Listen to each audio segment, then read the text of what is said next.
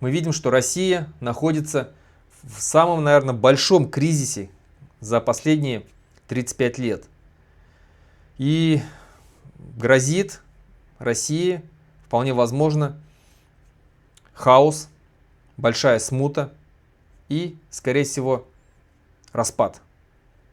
Распад, который происходил уже 100 лет назад, в 1917 году, после падения Российской империи.